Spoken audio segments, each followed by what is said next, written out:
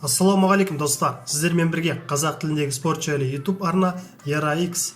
Видеоны көрместен бұрын видеоға лайк басып арнаға тіркеліп қойыңыздар. Ал біз бастаймыз. Канело кім сонша? Қанат Ислам Альвареспен жұдырықтасу мүмкіндігі жайлы айтты.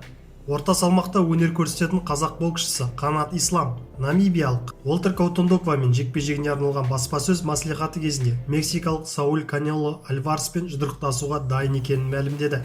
Әркімнің өз жолы бар. Маған мүмкіндік берсе, мен де алатын едім. Канело кім? Ол да кәдімгі боксшы. Ол да қолы бар адам. Канело Мексикада рекорд жасады дейді. Бұл жекпе-жектердің видеосы бар ма? Ол ақшқа таза болып келді.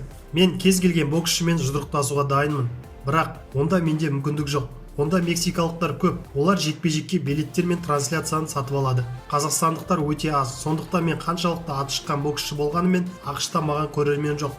Онымен жұдырықтасуға мүмкіндік болғанда бәрі де басқаша болатын еді дейді Қанат Ислам. Геннадий Головкин мен украиналық Сергей Деревянченко арасында жекпе-жектен не күтетінін де айтты. Деревянченкомен жұдырықтасқанмын. Біріншіде жеңдім, екіншіде жеңілдім. Бұл өте мықты боксшы, бірақ Головкиннің деңгейі жоғары. Сергей ашық жұдырықтасуға ұмтылады. Осы кезде Головкин айласын асырады. Головкинге сәттілік тілеймін. Ол еліміздің атын шығарып жатыр дейді Қанат Ислам.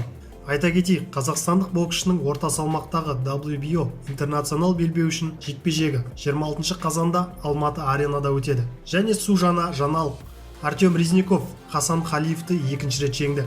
Қазақстандық файтер Артем Резников Грозный қаласында өткен аса 100 турнирінде өнер көрсетті. Аталған кеште отандасымыз ресейлік Хасан Халиевпен кездесті. Қос қарсылас сегіз бұрышта бірінші рет кездесіп отырған жоқ. Бұған дейін сәуір айында Алматыда жолдары түйіскен болатын. Ол кезде қазақстандық файтер жеңіске жеткен еді.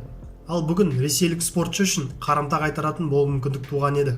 Ең маңыздысы, жекпе-жек өз жерінде өтіп отыр. Алайда Халиев бұл мүмкіндікті сәтті пайдалана алмады. Жекпе-жек бірінші раундтың соңында аяқталды. Халиев қазақстандық файтердің үздік тұншықтыру әдісіне түсіп қалып, одан екінші мәрте жеңілді.